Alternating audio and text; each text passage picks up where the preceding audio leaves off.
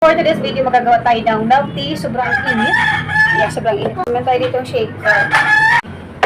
Yan, konting init lang. Warm lang. Pero ngayon guys, maligam-gam ang ilalagay natin. Siya totally na mainit.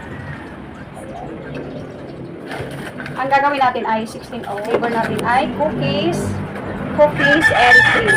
Since mainit guys, hindi naman siya kayo pwedeng i-shake-shake pag mainit. So, ayun, ganyan na natin. Yan, shake. Patapos na ba? Dito po. Ako na po maglalagay ng para labo. Pag ilalagay natin dun sa box. Mama, tingnan mo po ako. Watch ka. Watch and take ka. Kili-kili. Lagyan natin ito. Lalagyan natin itong tapioca. Tapioca. Sago yan. Uy, isa pa. Nag-vlog ko kasi sago. Gusto nyo. Madami yan. Maraming yelo kasi mas masarap kasi pag malamig. At hindi mo siya agad inumin pag lagay ng milk tea guys. Kasi pinapalamig pa nga siya. So ayun, nalagyan na natin ng yelo. Ilalagay na natin yung ating cookies and cream. Yeah, milk tea. Hanggang anong number to guys? 22. 22. Hindi, kaya mo yan. Oh! So, ayun na. Lagyan na natin, guys. Lalagyan natin ito.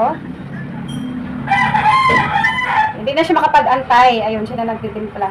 Lalagyan natin itong takip. Yan. Kaya naglalaro ng skateboard yan. So, ayun. Okay na siya. Nakapagpunas na siya. Ready na ako.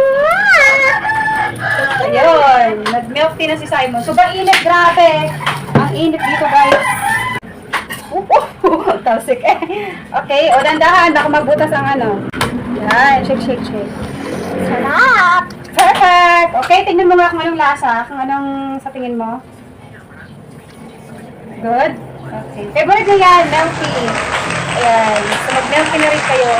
Our milk tea is always available every day. So sa mga viewers namin dyan sa kapitbahay, pwede bumili ng milk tea. Yes, araw-araw kasi available naman siya. Ayan. So mamaya-maya guys, maliligo na kami kasi mag alas 11 na. Yes, alas 11 na ng tanghali. Pagkatapos na kami ng court. Dito guys, nakapunta na kami kanina. So, ayun, pinagdalti ko na si Simon. So, nakain kami, and after that, maliligo kami. So, bye for now. See you later. Bye! A few moments later. And so, maliligo na tayo, guys.